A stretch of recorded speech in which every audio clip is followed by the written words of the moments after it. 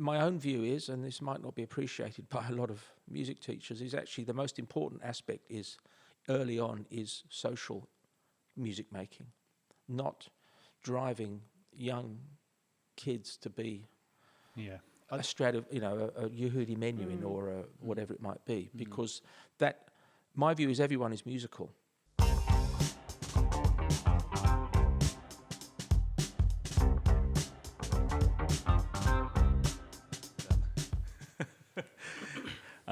All right, Alan Harvey, welcome to the Range Project and welcome to Scotch College. Thank you. It's nice to be here. And Joni Sullivan, we welcome you to the Range Project. This is the first time we've had a fellow colleague join us for the podcast. Joni, you're being our music coordinator across K-12, so we're really happy to have you on the show. Thank you so much for having me. All right, so Alan, first question. We've had a series of pretty keen interdisciplinarians on the show, and one of the big themes of our show is looking at these kind of connections between disciplines. And you've had an amazing career in neuroscience and been a passionate musician and lover of music, and I'm really interested in, and we're really interested in the connections between those two areas. And so we're hoping you might be able to give us a bit of a potted history of your career in neuroscience and how that kind of led you towards your more recent work with regards to music and that passion that you have. Well, I think my life has been sort of a dual existence for most of the time. I've played music since I was 4 or 5, and I've always been involved with music, whether I'm playing or singing or whatever. And then there has been a couple of times in my life where I could have actually chosen the musical path. But it turned out that was not easy at the time. So I through Cambridge did physiology and then got interested in how the visual cortex worked actually, and ended up doing a PhD in Canberra, which is how I ended up coming to Australia. Because there were 3 big labs at the time, one in Harvard, one in Cambridge, and one in Canberra at the John Curtin, which incidentally, they're about to close their neuroscience program, which is a disaster. And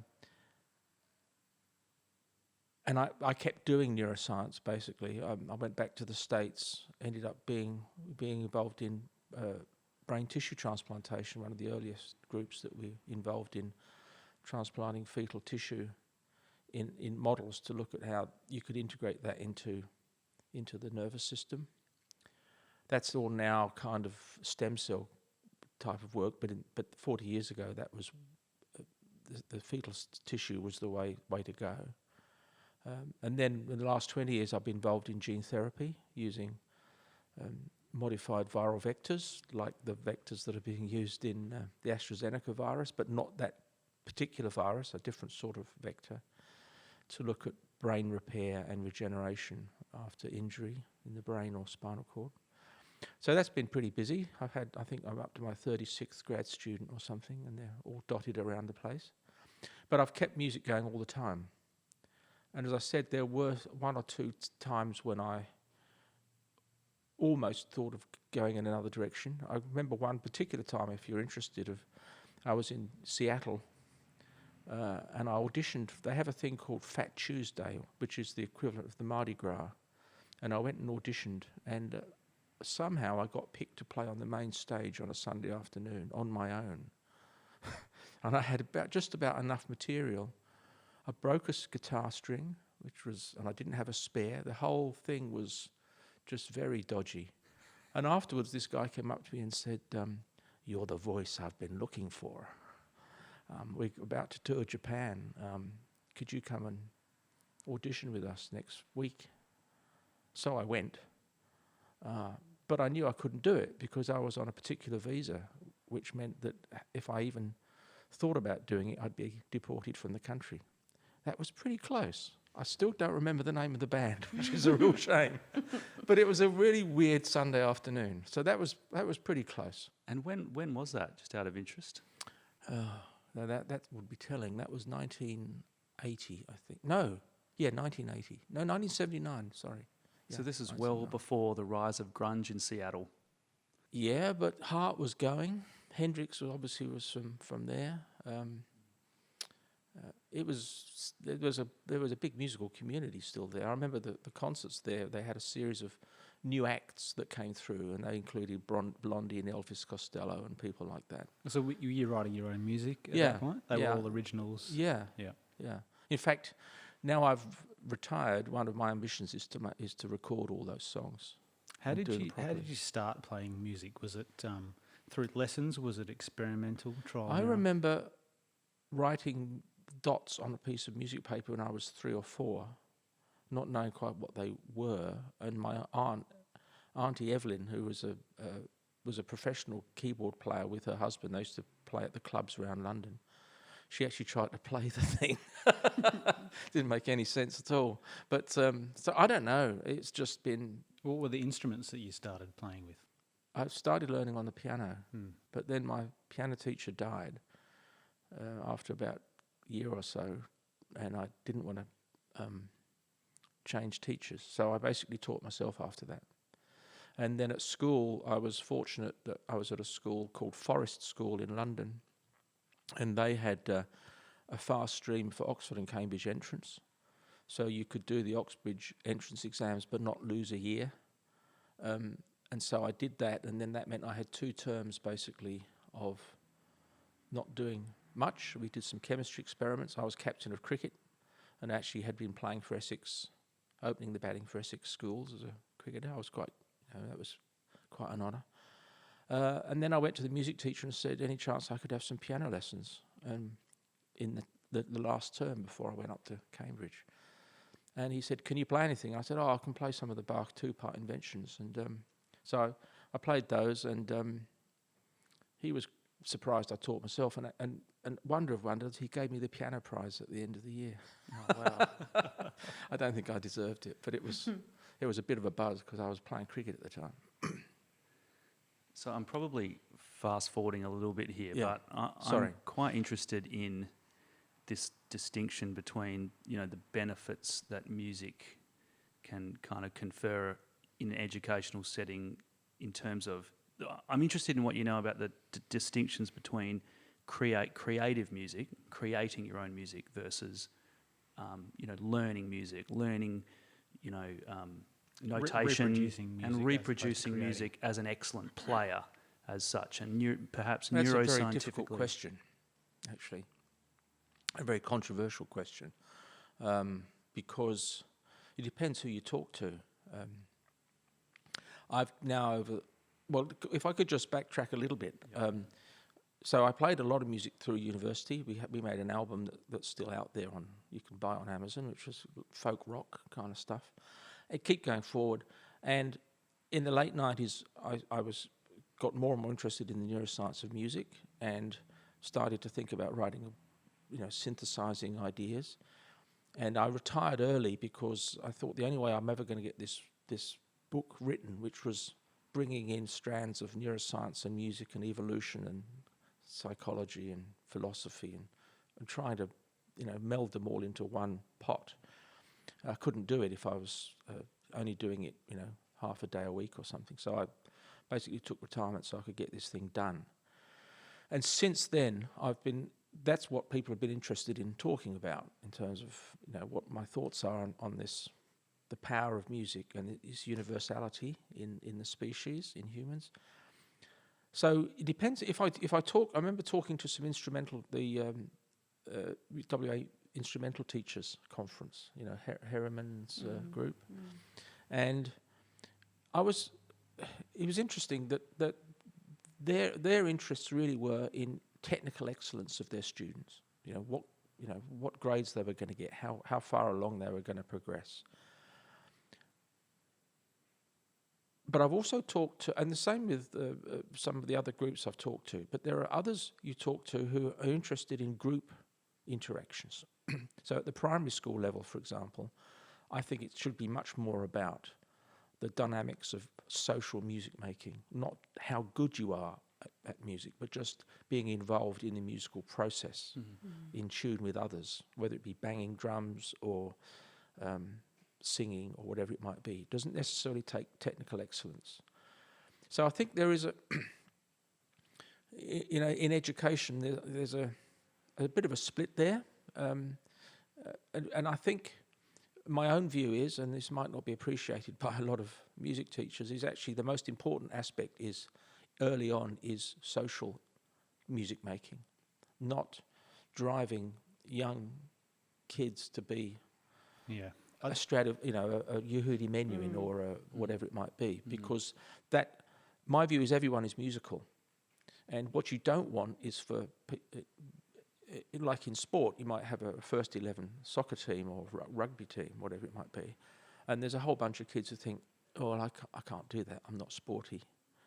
You don't want that in music, I don't think. You want everyone, because I believe musicality is a completely universal characteristic.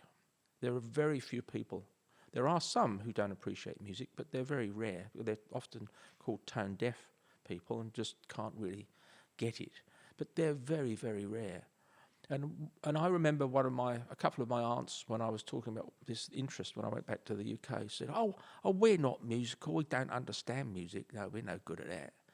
Because they didn't have, there was this notion of some sort of technical excellence about being able to play a violin or play the piano or read music that somehow excluded them from the musical experience. And I don't think that's right.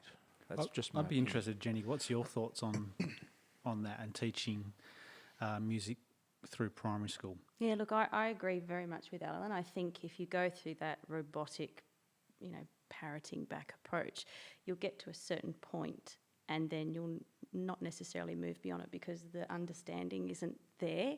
So I do agree with what Alan says about, starting them in that social setting and making it a pleasurable experience for them and just immersing them in it as you would, cultural immersion at a young age with language and all those sorts of things. I think at the young ages, you've got to look at what they're actually capable of doing and building on that and sort of starting from their experiences, their world, and growing from that in that regard. Do you think, much like any education, the people that are teaching it are so much more advanced than what the student's capable of doing, that they expect too high a level and therefore they don't want to allow them to explore? Do you know what I mean? I think I was thinking about this yesterday when I was going for a walk through Bold Park, and I was thinking about, probably because I've taught from little ones, babies and year 2 children, all the way through to early university students, I think probably one of the smartest age levels I've encountered is a 3-year-old brain,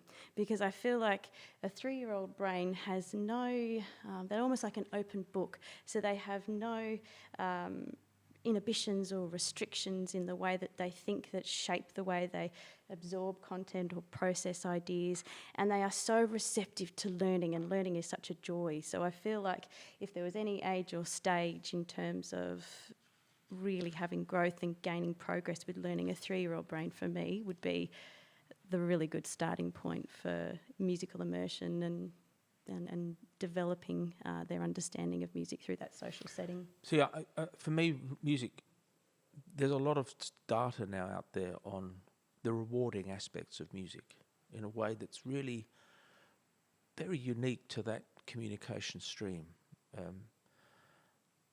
We know that there's a paper, I just downloaded it today, from the McGill group.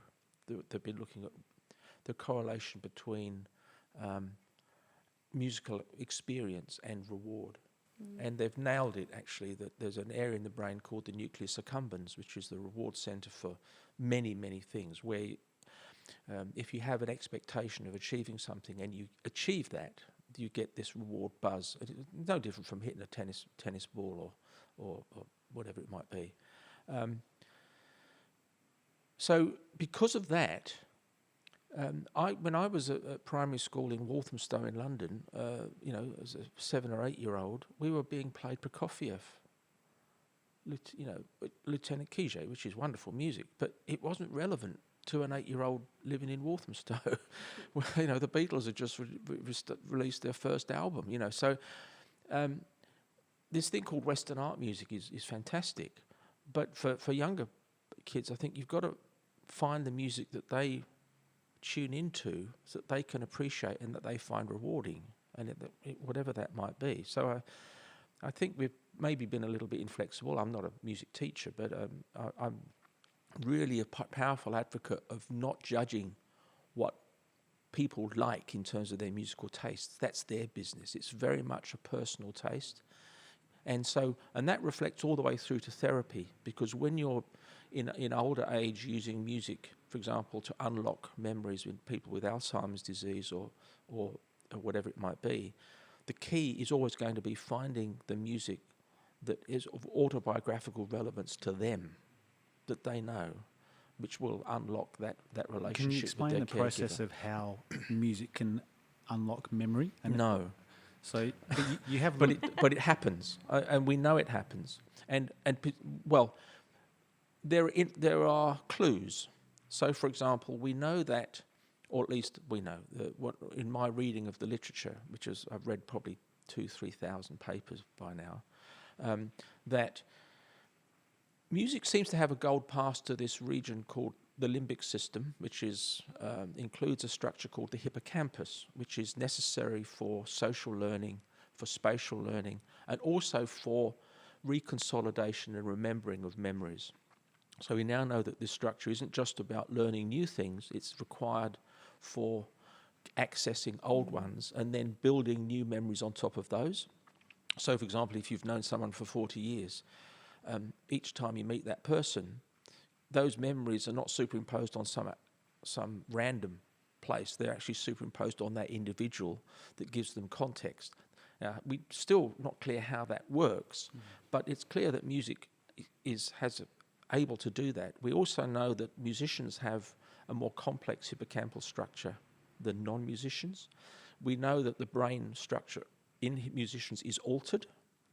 And there's a wonderful recent study with identical twins. The 9 of them, one of the pair played piano all their lives and the other one didn't do anything, and they imaged the brains of the musical person, the musical twin and the non-musical twin. Remember, they're identical, so their genes are identical, and they consistently came up with structural changes in the brain for the musical twin versus the non-musical twin, which I thought is really powerful evidence for physical morphological changes because of musical activity. Because there is that perception that people who are musical are just born musical. No, and, I think therefore I'm not musical. that's right. That's why I think this I can't do it. So. That's why that paper's so important, because there was always the chicken and egg thing. In fact, when I wrote my book, I actually said I'm not sure whether it's nature or nurture, because that data wasn't out there at that time. But it turns out to reinforce everything. There's one of the things that I don't think has been done properly yet is that, again, there's a recent paper showing that if you look at the way different parts of the brain are interconnected, they compared musicians, there's a problem with what it makes a musician, but these are presumably well-trained musicians versus so-called non-musicians, which I hate that phrase because, as I've said earlier, everyone's musical, but someone who's not had any formal or intensive musical training. And there were a number of differences between those individuals, but the biggest difference was the connectivity between the left and the right hemispheres, and particularly between the temporal cortex, which is involved in auditory processing and then chunking into either linguistic pathways or musical pathways, and either in terms of accessing information or combining with motor output so that you could, in terms of playing something or actually physically making the music rather than just listening to it. But what I didn't get from that, I think all of those people were instrumentalists, which means they're all bimanual and they've been using bimanual activation, whether it be piano or the violin or clarinet or oboe, which clearly is going to reinforce connectivity. But I don't know they had any singers.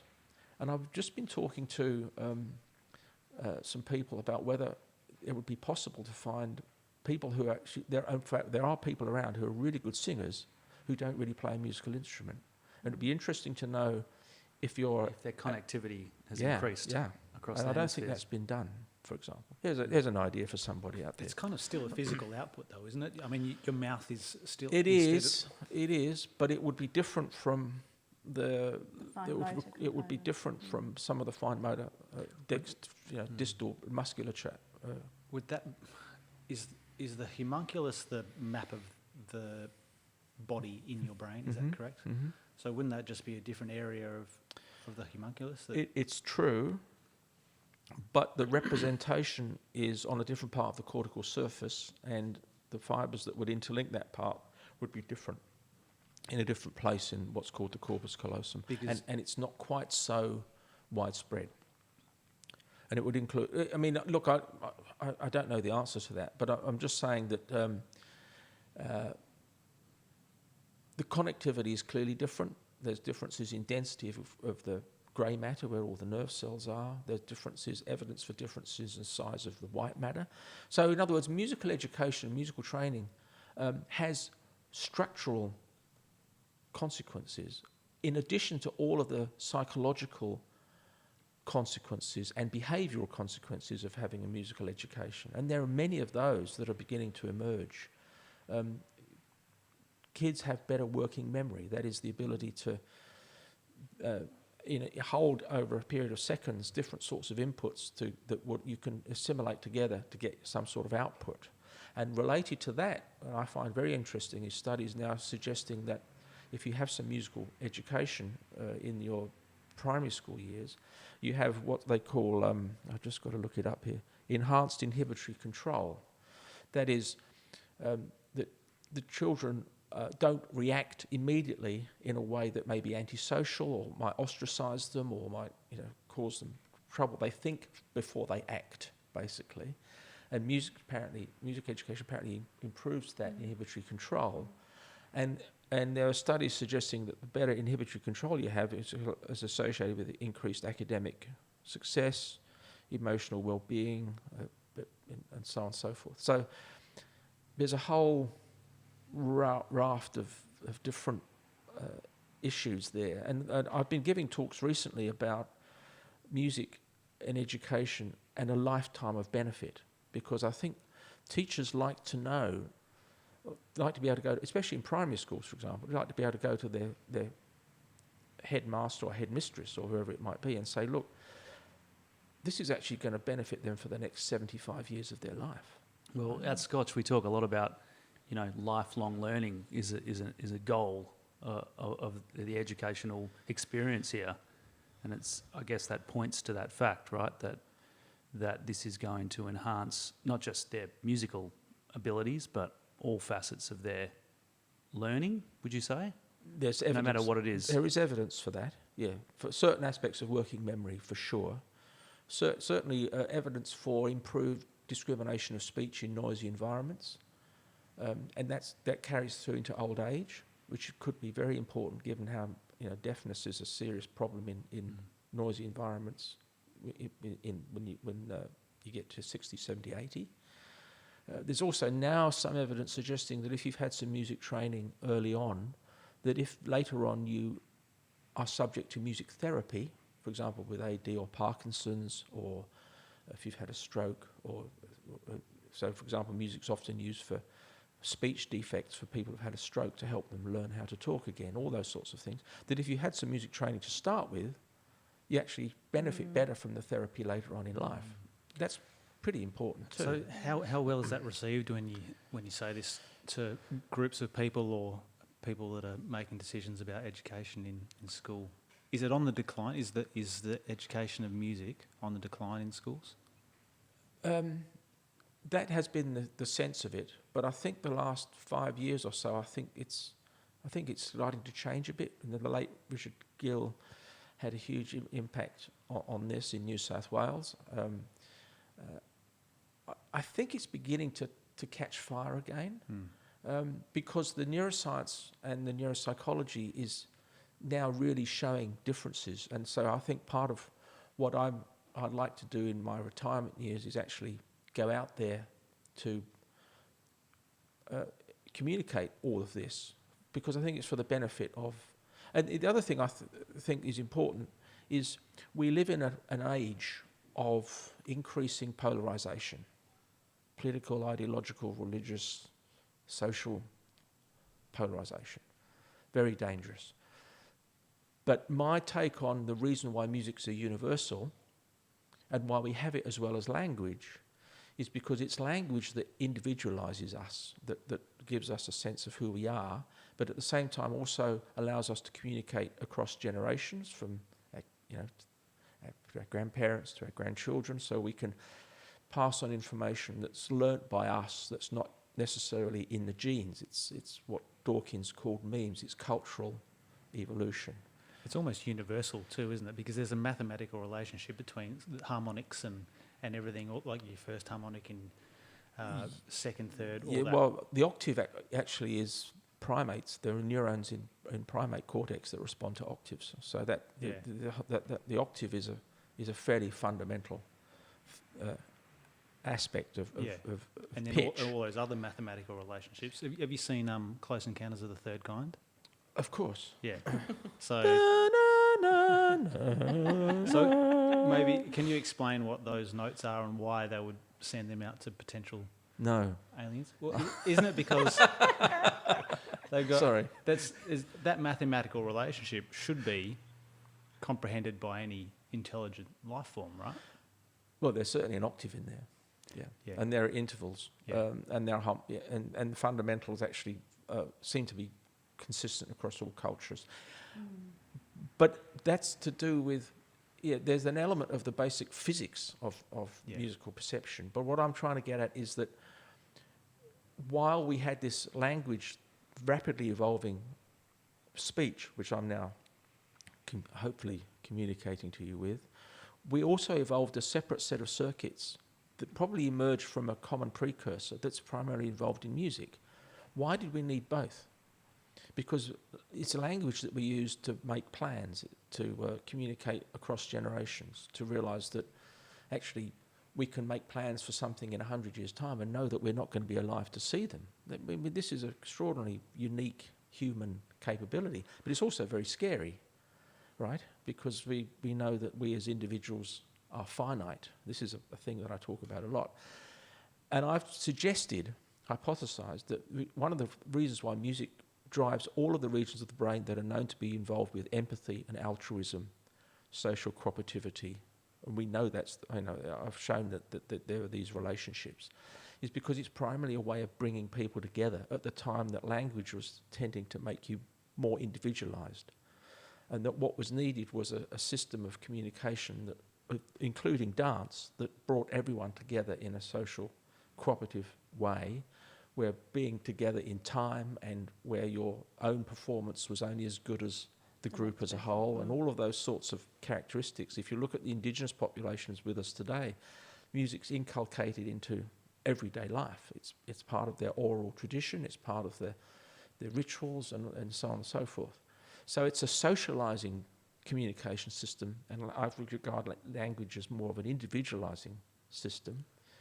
And that's why I think music's so important now, because there's not enough people actually getting out there making music. No, and it wasn't that long ago that, pre-TV, pre-radio, that people would actually get around together and play music and sing songs and socialise in that way.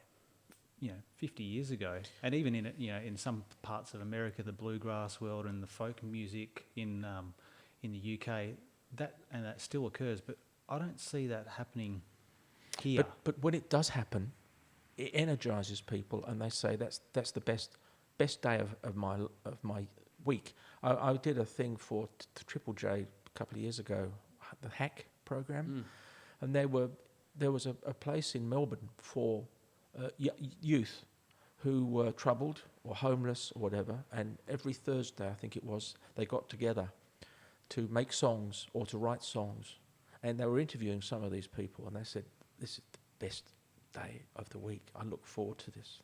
This is." And I have a friend called Bernard Carney around town who put together these choirs for the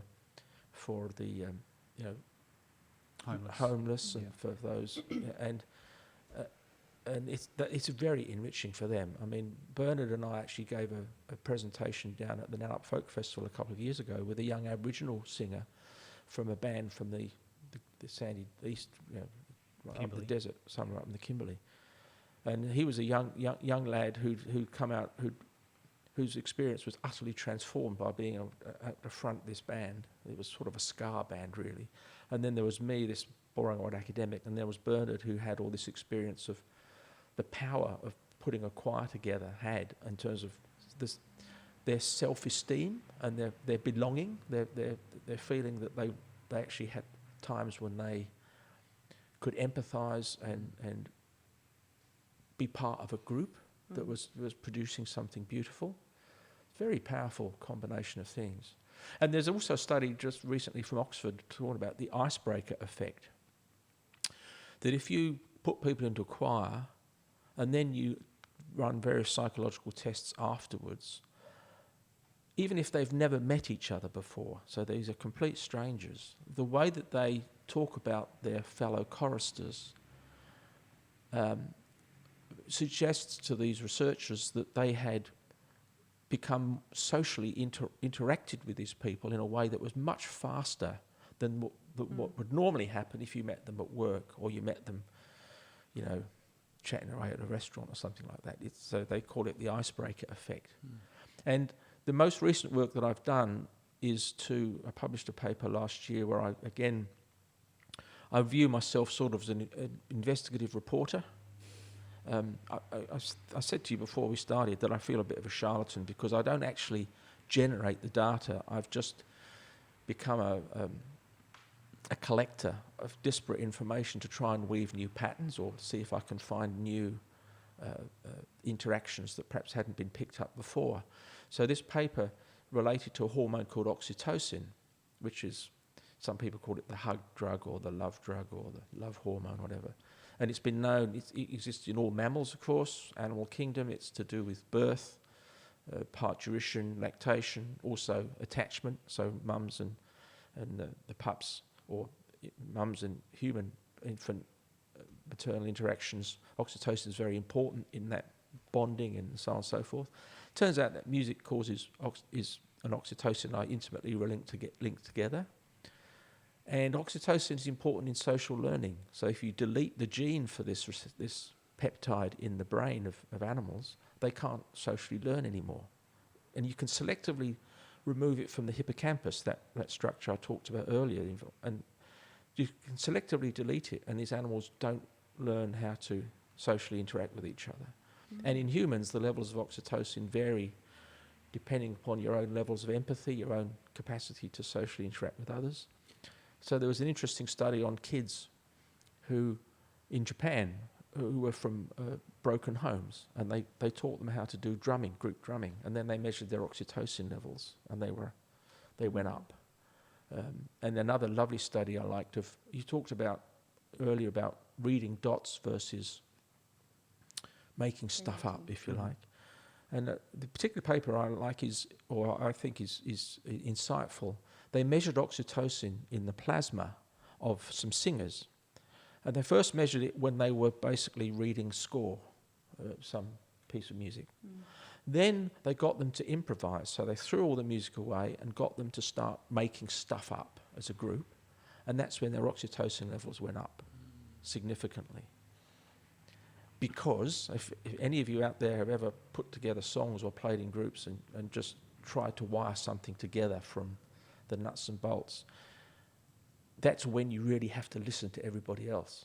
You can't go out on your own because if there's 6 of you trying to make up some new sound or some new tune or whatever it might be, you've got to be absolutely locked in to the group. So. Can I ask, so in terms of musical instruction here, Jenny, given that fact, in terms of integrating that into musical instruction, like having the combination of learning the notation and following the dots, so to speak, but then forcing students in that same lesson to do something creative, is that something that is a feature of musical instruction, just generally speaking, like in every lesson, and should it be in equal parts kind of thing, or there's generally depending on the way that you teach music, there's a natural progression. So you start with the building of skill or the skill acquisition, because children often aren't born with those things. They've got to learn how to do them.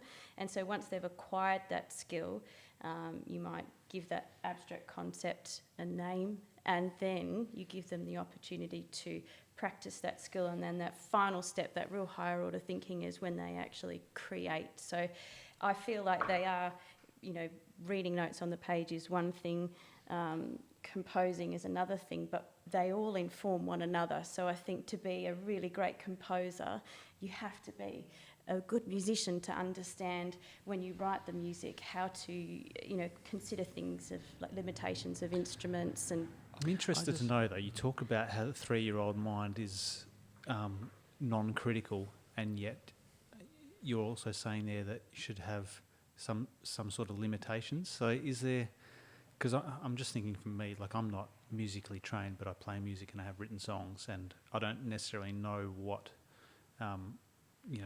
what the structure is that I'm using, but it sounds good or it sounds unique. How does that compare? So are limitations needed, or are they? For little ones, obviously you have to target things to their level. You wouldn't go and get a Year 12 course and teach them that. That's way beyond their capabilities. Yeah. But in terms of their ability to acquire concepts and ideas is very, very fast. So, I've had adult learners before. I've had an 89-year-old man want to do clarinet many years ago when I was at uni, and I used to go to his house and teach him. So some of the things for a beginner instrumentalist at later stage in life take a whole lot longer, whereas at a younger age, the speed at which they pick things up is much faster. It's probably very similar to learning another language other than your own mother tongue. If you travel overseas and your children are thrown in the water to learn another language, they tend to pick it up a whole lot faster than. And do we know why that happens? Why is age such an inhibitor for learning quickly? I don't think it's an inhibitor for learning quickly. Is it because our lives are busy and we've got too many? No. I think. We know, it's been known for a long time that the developing cortex is more plastic and more adaptable in the first 4 to 5 years of life. There's no question about that. That we overproduce the number of connections and then eliminate the ones that are the least relevant. And during that whole process, you're solidifying and locking in presumably the best, most efficient connectivity, or the one that's most relevant to the circumstances that you find yourself in. That can be a problem. So if it turns out, for example, that you have, and this was discovered when I was at Cambridge, that 50 years ago, the basic experiments proved once and for all that people who have born with a squint, which is where their eyes are not pointing in the same direction, that if you do that experimentally in animals, their cortex doesn't develop properly because the information that's coming in is what they use to pick the best connections. And then if you then correct everything optically later on, the cortex is not wired properly. Mm-hmm. So you had to do it within what's called a critical or sensitive period, and in humans that's probably about the first 5 years of life. And then the cortex remains sufficiently adaptable. Is there quite a bit of to pruning? Adjust to that new input? I'm thinking back to some of the things I've read. I think around 5 years of age, there's quite a lot of pruning that goes on a bit earlier. Yeah, so there's certain stages, and of course puberty then throws everything out the window yet again when you add hormones into that and the physical changes that go on. But because we know, it's interesting you mentioned learning a second language, because there are some people out there suggesting that people who are bilingual from very early on have an extra buffer, because the circuitry that you use for learning the second language is clearly not the same as the circuitry you use for the first language. It's similar, but it's slightly more diffuse and diverse. And that it's suggested that gives you a buffer later on during aging in terms of maintaining some memory systems capability. And the same view has been put about musical training as well, that because you're basically expanding the amount of circuitry that's related to communication in terms of pitch processing, so on and so forth, and also this special access to the limbic system, hippocampus, that later on you have some buffer for when things start not to work as well, as I'm beginning to experience. That having those musical circuits and that sort of more diversified network of interconnections actually can be useful. You can actually access them in a way in aging that gives you as I say, a buffer to some loss. Can I ask, does it depend on the type of music? If from Don't 0 to 5, does it depend on the variety of music that you're exposed to? And there are some who would say yes. There are the Mozart files who say that Mozart is special, and there's a whole book called The Mozart Effect on that, which I've got, about you play Mozart to the unborn and they'll be much more intelligent. Mozart is very special, that's true, very, very special. But so there are people, claiming that if you play heavy metal music, that's going to have adverse effects compared to whatever. I'm not convinced that that's really been nailed down yet. Okay. As I say, from my own perspective, for finding a musical context or a rhythm or movement context that is enjoyable, that is fun, that everyone wants to be involved with, would be my first pass. That if I was thinking of something, you don't want to try and get them to do something that's boring, that doesn't interest them. There was a study done in the north of England at a school that had this whole multitude of different people of different colour, different ethnic backgrounds, different religious, and I think it was the Northern Philharmonic or the Northern Symphony or something, sent musicians into these schools to help them. The same, WASO does the same thing here, and the Perth Symphony Orchestra with Bobby Webster does the same. They go out to various schools and get them. There was that ABC program called Don't Stop the Music, right? And again, it's to do with combining and bringing kids together in a way that's socially acceptable to them. The other thing I think that's very special about music, and this was an idea that I borrowed, and I acknowledge a guy called Ian Cross, who's a musicologist in the University of Cambridge. He talks about music being a safe space. And what he means by that is, and if you think about it, it's true. If you're in a group of 20 people and you're drumming together or singing together, you're in this communal social network. But it's a safe place because you can still have your own thoughts. You can still mean different things to you during that process. So you can be in this space and still be an individual, have your own thoughts, but being an environment that's not threatening to that. Do you see if that's like a protective layer around the group? Yeah, there's a word he used for it, which I can't remember off the top of my head. But it is true that you're allowed to have your own individuality in a group context. And there's not many other situations. If you open your mouth and start speaking, you reveal yourself very quickly. But in a musical context or in a dance context, you could be 20 people all dancing in time and they're thinking about different partners, different boyfriends or girlfriends, different worries about how they're going to pay their mortgage or I've got to go and see the doctor tomorrow and all sorts. You can have all of those thoughts, but you're still in this communal, integrative, socialising network. So that's why I think kids from different backgrounds can sort of join together, work together, get to know each other really well in a way that's not threatening to them in a musical or rhythmic context. Sport these days, I guess team sport can do that to some extent. When I gave a talk to the Suzuki people the other day, one of the teachers raised this issue of there's an orchestra that Daryl Barenboim runs, and it's out of the Middle East, and this orchestra contains Jews, Palestinians, people from Jordan, Syria, Lebanon, everywhere. I think it's called the Palestinian orchestra, and they tour the world. And with all of the troubles and all the terrible things that's going on, this is a beacon of how music unifies souls in a way that really nothing else can do quite so well. Yeah, like you were saying, they can have their independent ideas and thoughts and yet still work together to Absolutely, create something. to create something beautiful Yeah. and rewarding and enlarging.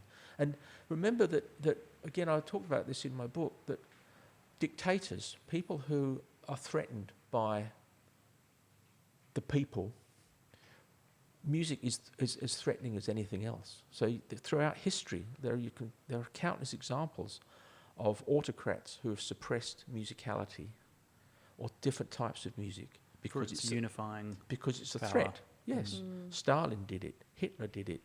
Some religious organisations do it now. They did it. Cromwell did it in England. Henry VIII did it during the Reformation. Got rid of all the organs because it was dangerous stuff. Well, they also weaponised it too, don't they? You can know, weaponise it as well. Yeah, there actually is a book called "The Dark Side of Music" about the negative side of music. And I often get asked, well, you know, music can be used as a means of going to war. And my answer to that is, well, yeah, but when music first evolved early on in our history, we weren't at war with each other. We were at war with the environment. And so one of the things I think that a communication system that helped us work together, a bit like sea shanties or whatever it might be, was that it actually helped us to develop cooperative links outside of our immediate gene pool, you know, in a way that was altruistic and empathic, and in a way that's quite unique to the species. We're quite an outlier in that sense, and I think music is one of the important and movement one of the important drivers of that. But also sort of drivers of cooperative. revolution too, because that's probably what you're talking about a little bit, is governments maybe sometimes were worried about revolution occurring through, like, you know, Of course. hippie movement, or Yeah. I mean, even what was the Rage Against the Machine story? Like some of the concerts they had, they could have overthrown. Like there was a lot of energy going on in some of their concerts, and governments were worried.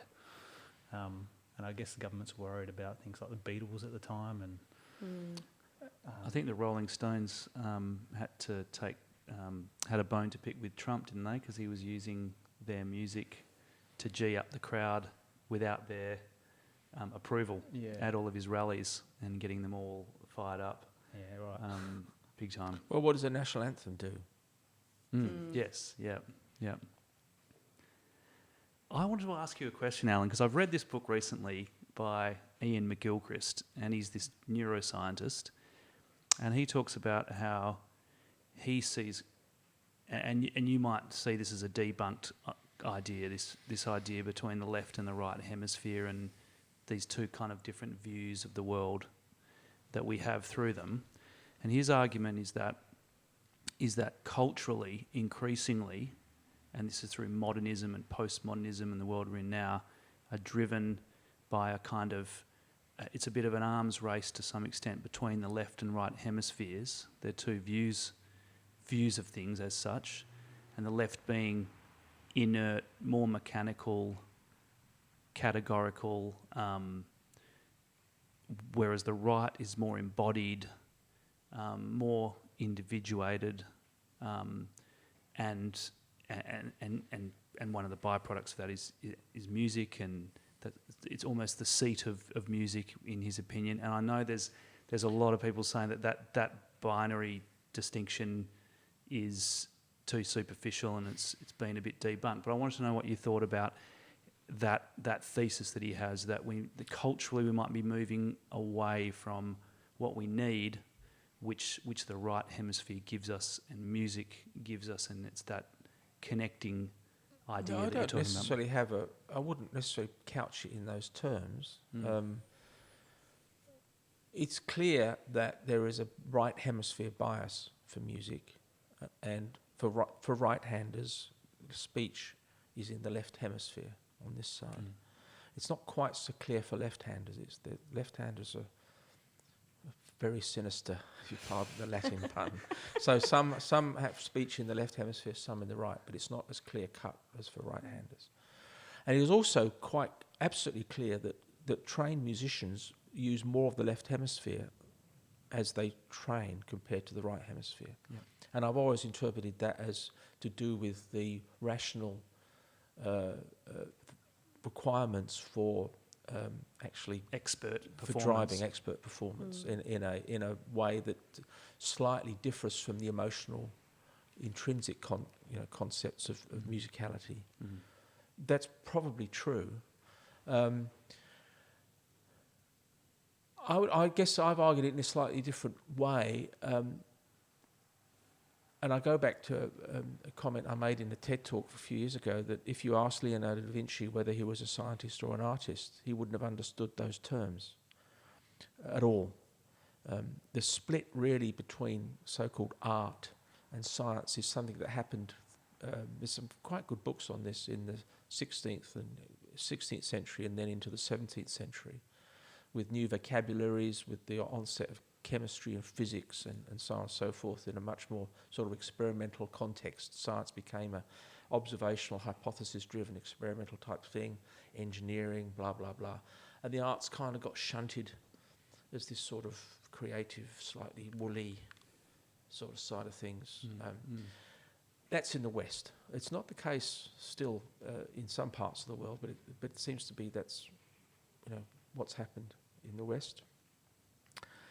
And I think that is a mistake. It's kind of hyper-rationality. Well, I think it's wrong.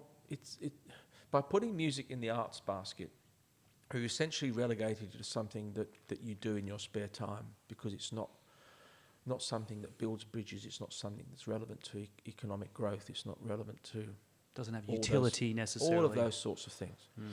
And that's why one of the reasons I wanted to put the book together, because as I was putting it together, along with, not uniquely so, but along with others, saying that this whole socialising, empathic, altruistic element to communal music making is something that was absolutely fundamental to allow the human species to evolve in the first place. And we're not that old. We're probably only about 5,000 generations old by my calculations in terms of modern cognitive architecture. Not that old. We've gone from several tens of thousands to 7.5 billion, right? And this musical and communication system was absolutely critically important. We know it has to have been a universal 65,000 years ago, because everyone who left Africa 65 to 70,000 years ago to now colonise the entire rest of the planet has the same DNA in its mitochondria all over. So that initial sort of fertilising population, if you like, the last great exodus out of East Africa, I think had music and speech already as these dual things, were absolutely key core parts of early human evolution. In fact, the earliest bone flutes we know of are 45,000 years old. Okay, that's half the lifetime of the species, in my humble opinion. Is that pre-language or even No. Again, I think music and speech evolved from this is controversial. There's a lot of far more famous people than I will ever be, including Charles Darwin, who thought music came first. I don't buy that. There are some, including myself, who take this view that actually there was a precursor called a musilanguage or proto-language. And the nearest you can come, I think, to understanding what that was, and this is one of my more controversial ideas, is that if you listen to a mum communicating with a 3-month-old pre-verbal infant, they can't use speech, but their communication is very profound in terms of the emotional depth. They can communicate social interaction. They can communicate yes or no on all these sorts of things. There's facial expression. If you look at that communication, that's what I think we had before we evolved articulate speech. So I think looking at a mum talking to a 3-month-old is looking back through the lens of evolution to how we used to talk very effectively, because it clearly enhances cognitive and social power in the infant, but they're not yet able to speak. So I think it came from a precursor, and it was a necessary split, as I said earlier, to kind of the yin and the yang, the social versus the individual, that were both required at this very early, place in history, and we've kept it ever since. So if we're that young, to now think somehow that it's not important or it's not relevant to human well-being, mental health and physical health, because the other thing about that we now know about being involved in music, it's good for blood pressure, heart disease, diabetes, immunological systems, inflammatory systems.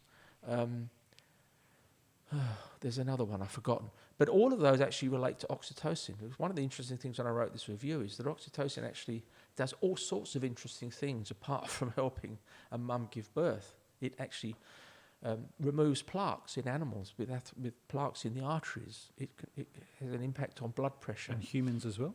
Oh, it hasn't been done we don't know in humans. But we do know that people who are involved in music all their lives have various benefits, and that's been shown to be the case. And I include exercise in that as well.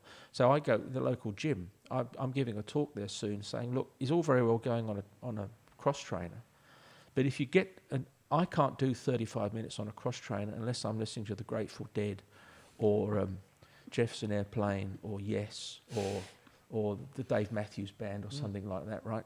And then 35 minutes disappears. I find the right rhythm. I then basically dance to that on the cross trainer to that rhythm. And I notice when I'm looking at my blood pressure that when I get really fantastic bits of music, my heart rate goes up because I'm combining the exercise with the emotional hit that the music's giving me. And I will bet you that if you put those two things together, the physical and mental well-being that you get from that combination is better than either of them on their own. Is there? But that's just me. I'm just thinking, are there I neuroscientific ways of studying that, obviously? Yeah, there are. Of course there are. Yeah. But I don't think it's been done properly yet. So I don't think anyone's looked, for example, at oxytocin levels in dancers, in group dancing. It hasn't been done. There's people claiming that there are things called endorphins that are increased. But it turns out that oxytocin actually it works on the endorphin receptors to reduce pain perception. So if you give oxytocin to people before and after surgery, their perception of pain is decreased. But so does playing music to them. And I reckon actually these are not separate things, they're actually linked things. So one of the things I've suggested at the end of this review is that there are a number of things where oxytocin has been suggested to be good. For example, in pain relief, autism, spectrum disorders. I shouldn't call them disorders anymore. They've changed it because they're not really disorders. They're just a continuum of human social capability. What else? If we talk about involved in diabetes, in controlling cardiovascular health, dietary, apparently it's very good for controlling diet. Now, all of those same things have been implicated in people who maintain their involvement in music and probably in dance as well. And so I've suggested that actually if you did music therapy along with oxytocin therapy, you can squirt the oxytocin up the nose, and that's commonly done in trials. You might get what I used to tell my students, 1 and 1 makes 11. Which it does. 1 and 1 can make 11, right? Not 2. Why? Can I ask a question? Why is it that music causes such an emotional response in people? Because if you look at it in a very dry way, it's a page with black dots on it sitting on some lines. Oh, that's only in the last 500 or 600 years. But why is it? Why is it that we forget that? Forget all of that modern stuff. Why do we have such an emotional response to music? music? Well, I think I've explained why. Because it was a necessary driver. It had to have an emotional rewarding capacity to it. And it had to have sort of a mnemonic capacity to it. That is, it had to have something that was memorable in order for it to drive an act against this sort of increasing individualization that was happening in the human species with this new cognitive architecture.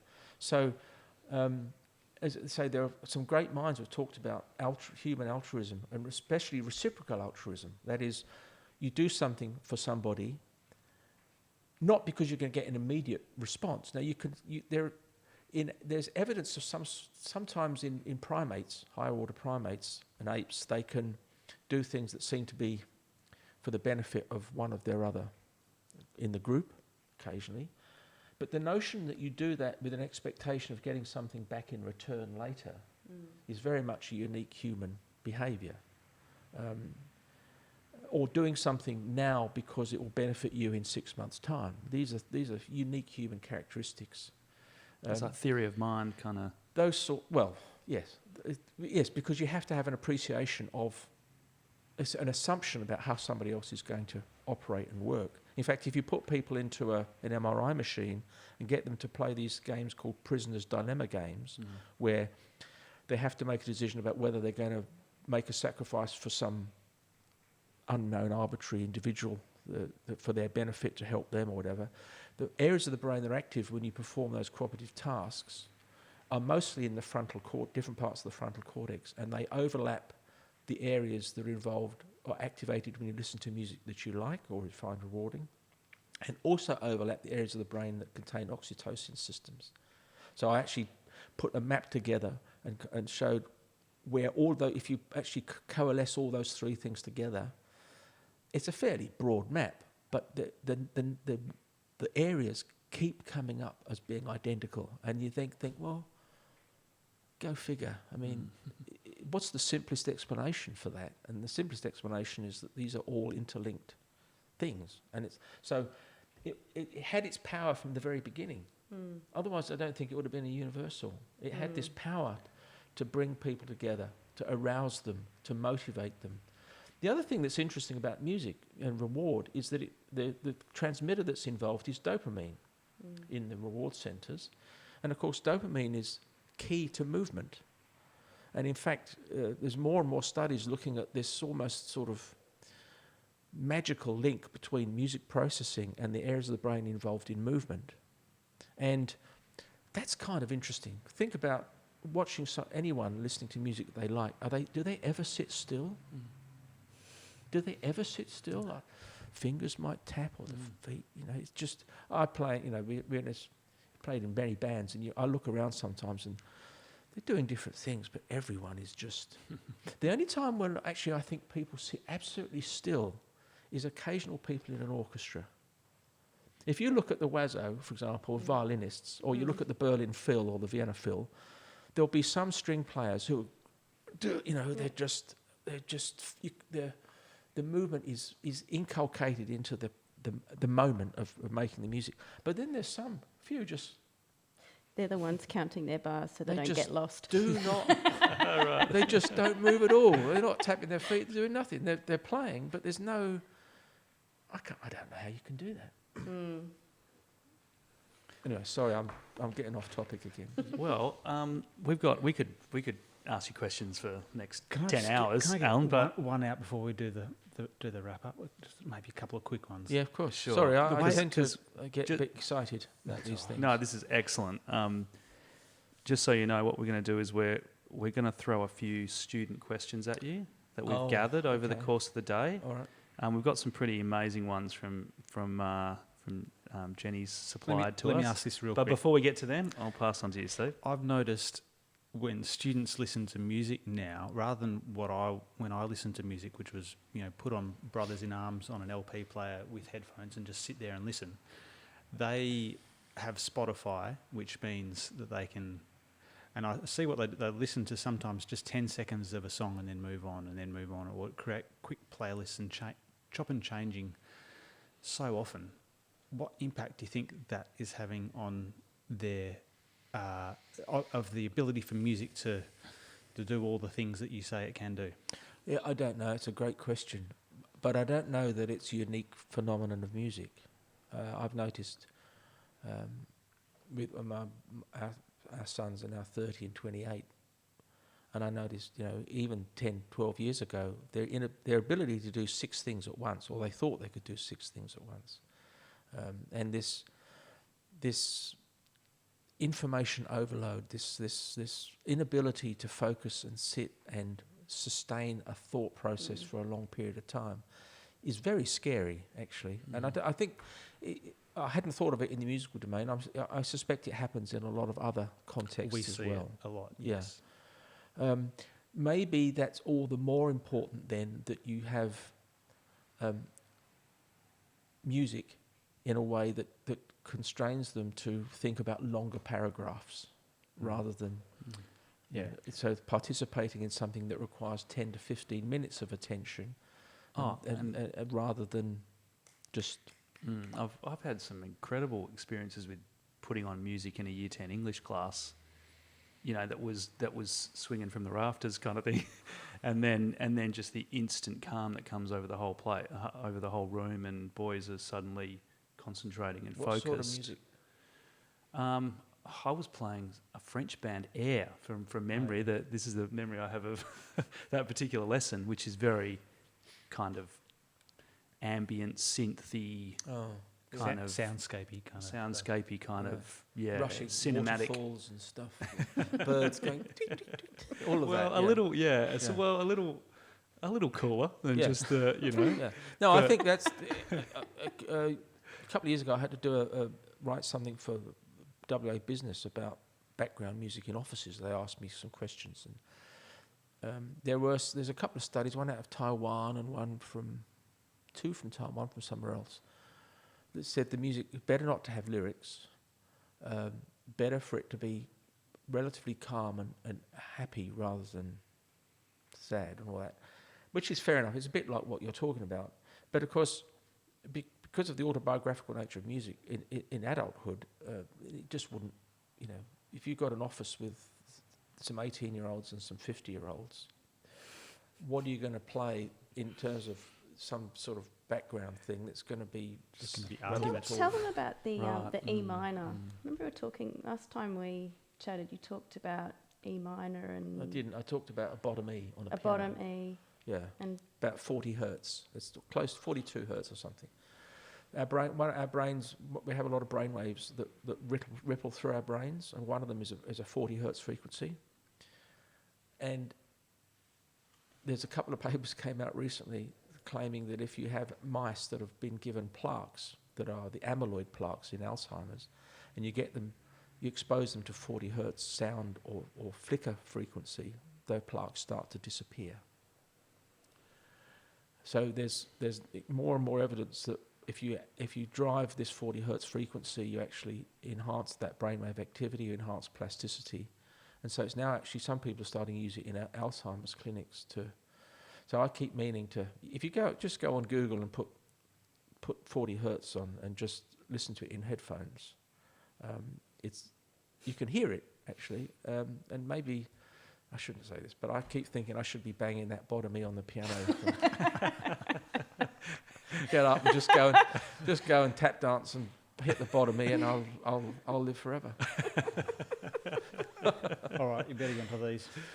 All right, so I might just read out one of the questions, Jenny, that you provided, and also one of the questions I got from another colleague from the junior school, actually. The first one is, how fast does information travel in your brain? Depends. Depends on the fibre, and it depends on the insulation. So, if you have very small axons or nerve fibres that don't have any of the insulating sheath around them, then the information may only go to half a metre a second or a metre a second. If you have big axons that have this sheath that insulates them, then they can go at 30, 40, 50 metres per second. And that will vary depending on the part of the brain that you're in? Or all variation will exist in the same part? In most parts of most of the white matter interconnections within the brain itself would have this myelin, this insulating sheath, so they'd be pretty rapidly conducting. Okay. There are in the spinal cord some incoming fibres that are small and don't contain this insulating sheath, and they conduct much more slowly. And so when I'm giving lectures on sensory perception, I used to give lectures before I retired. If for anyone out there, if you cut yourself, if you have a sharp knife and you cut yourself on the finger when you're chopping a carrot, initially you get a really sharp, rapid pain really sharp. Then, a few seconds later, you start to get this dull, achy pain that has more of an emotional... The initial one is, oh, right, whatever the word is going to be. And then you have this more emotional sort of... maybe it's a sign of blood, but a more generalised, not so localised. The first pain comes up in fast-conducting fibres, and the second one comes in through a different bunch of receptors that are smaller fibres and take longer to get there. So that's an example of actually perceptually experience. Don't go and do it yourself. I mean, I'm not suggesting you go and try this, but that's an example. And when I was doing my PhD, actually, there's a feedback from the cortex back to the thalamus, which is normally visual input comes from the thalamus up to the cortex, but as many fibres come back down, and no one quite knows what they do. But one of my projects was to look at those guys, and some of them would take 20 to 30 times longer for the signal to get back than other ones. So and why? Well, that's a good question. But if any of you guys have done feedback, you know that if you get a feedback loop and everything spirals quickly, then you end up with a woo. But of course, if the feedback is actually delayed a little bit, then you can actually escape that loop and maybe not get these reverberatory things. That's one suggestion that's been put out there. Anyway, sorry, long answer to a simple question. We've only got 10 more. This one, this one is from Eric, and he's in year 3, and he's asked, how can we sense things, or can we sense things, I guess, including objects, when all of our senses are disengaged? No, I wouldn't have thought so. I mean, the best example of that is that you can put people into a black box which has no light, has no sound, so all of the sound gets absorbed. So there's no sound, no vision at all. What you still do have, though, is touch. So you could still touch yourself. So it's not absolutely... But people in that situation have real problems after a period of time. So the lack of any sensory input at all is go downhill pretty not quickly. Good for us at all. What about those float tanks? Isn't that those sensory deprivation float tank things? Yeah, I suppose. Yeah. I always think about people who've had a limb removed and or some significant injury, and they're missing an arm or missing a leg, yet they're still getting the sensations, the feelings, even though the phantom limb pain. Well, remember that all of our perception of sensations is a construct of our brain. It's not real. No. I mean, our visual input is that looks to be outside of our heads in 3 dimensions is the product of 2 flat retinal planes somehow putting together a structure in the cortex that makes us think that what we're seeing is actually external to ourselves, but it's actually being modelled inside the head to project outwards. It doesn't work heard otherwise. Some amazing split brain stuff, right, where there's lesions in certain one hemisphere, and so... Well, that's where all this interhemispheric stuff started off, because the Barbara Milner back in the late 50s, early 60s, started looking at these split brain patients. Those patients got split brain because they had epilepsy in one side, so the surgeons thought, we'll just cut the trillion fibres between the two. Obviously it won't make any difference, they don't use those anyway, and to stop the epilepsy from spreading to the other side, which would be fatal. Those split brain patients ended up... That's why we know about the dominant and non-dominant hemispheres, because a right-handed person could articulate what was in their right visual field because the speech was on the left. But if they presented something in the left visual field that went to the right side, they couldn't say what it was. They could point to something that was similar, but they couldn't actually verbalise what it was. Yeah, and these people used to have arguments with each other, saying no. The left side would argue with the right side, saying you're an idiot, you don't know what you're pointing at. But the left side couldn't see what was being pointed at because it's completely split. Yeah, I They even would have heard been fun people to have talked to meet. Most of them went into politics, I suspect. No. Anyway, sorry. So a good question, but I think if you have no receptors, then actually I don't know the answer. If you had absolutely no receptors at all, the brain would have to be working on zero input, which may be, and I think you'd go completely mad in the end. I guess, I don't know. Good question. There's a research project for you, young man, when you get a bit I think older. so. He's got a few other great ones, but we'll move on to our quick fire final questions for you, Alan, to let you get out of here. Okay, yep. And Jenny too. We can get you to answer these too. Okay. Yeah, absolutely. Jenny, yes. I've done enough. These are really quick fire ones. Go on then. Deserted Island, favourite album? I can answer straight Go on then. away. Very nerdy out there, but it's the Bach unaccompanied cello suites with Mstislav Rostropovich playing the cello. Anytime. It's quite specific, but I actually have a photograph of me in the green room in Carnegie Hall, with because him. I sang there, standing in front of a poster of Rostropovich for 1959. I thought, that's me. I'm going to have that photograph. You should of have me taken that and poster. old Rostro. Just roll that one up. Yeah. It was the first time he was What are you out. promoting, Jenny? First time he played outside. He was Well, let yeah, out. that would have been 59, very yeah. much the So Iron funny that- Curtain coming up. Difficult. About 3 or 4 years ago, I was asked to do 3XX in Melbourne, an hour show, and they asked me to pick 5 pieces of music that were going to, be played during the interview. One of them was, and I said, look, it's a classical station. I said, look, I'm going to have to pick Fairport Convention doing Who Knows Where the Time Goes, which is one Is of that my... Richard Thompson? Yeah, Sandy Denny wrote it. Okay. And if anyone doesn't know Sandy Denny, go and listen to her. She's the greatest of them all, folk singer. Another one was a song called River by Joni Mitchell, which was a revelation to me when I first heard it. There was a bit of the Berlioz Requiem. There was Schubert Impromptu, played by Brendel. And it's very hard. But one album? That's a tough call. Our headmaster here, Alec, picked Blood on the Tracks, Bob Dylan. Yeah, So- not bad. Not bad. It wouldn't be mine, though.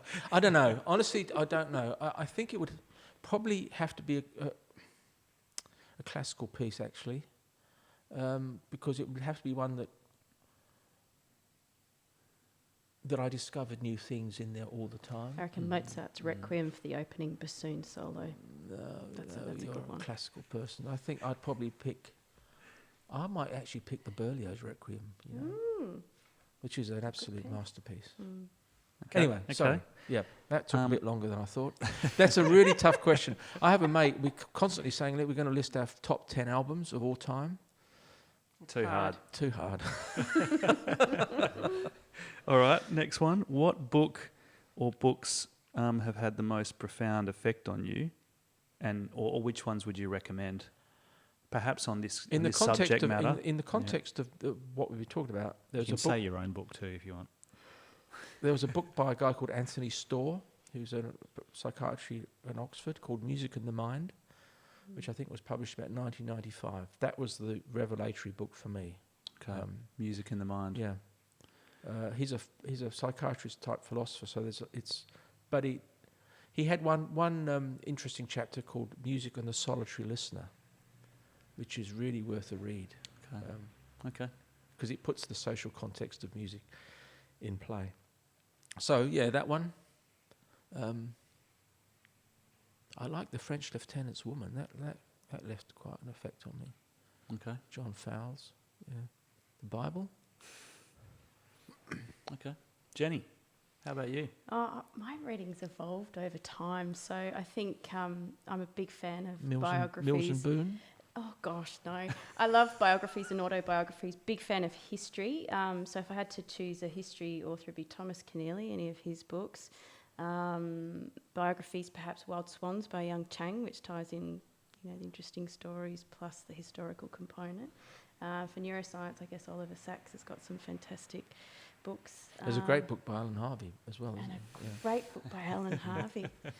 And Well, one of the books I wouldn't ever read, if you really want to know, is, and forgive me for saying this, is that book called *Sapiens*.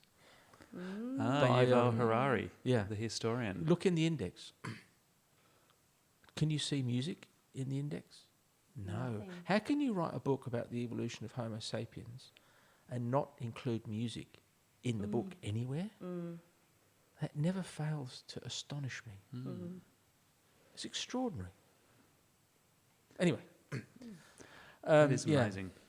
Given he speaks so much about the cooperative nature of human beings too in that book, and how surely there should have been a segue to Missed music it. somewhere in there. Missed but it. anyway. Missed it somehow. I should write for him sometime. All right. This is final question. So, what habit have you formed in the last 5 years that has been most beneficial for you? What habit? Or routine?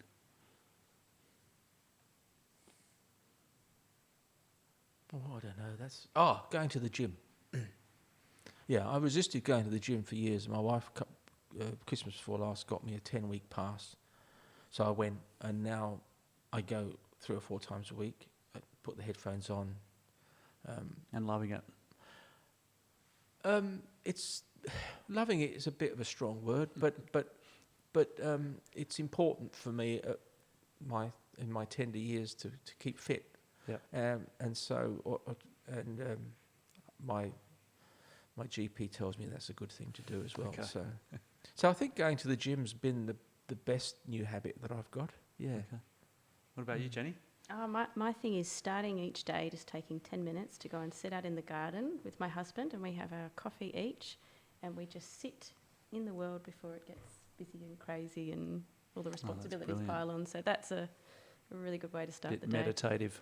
It is. Yeah. So I've got a question. What is it about coffee? Why have we all suddenly started to drink coffee? It's not necessarily the coffee, it's just the ceremony of being. So a cup of with the tea wouldn't person I do it? love. And we sometimes tea. All right. I'll Sometimes start tea. with a tea. Do you? Yeah. Yeah. Tea. I always have a cup of tea in the morning. Bloody pom from way back.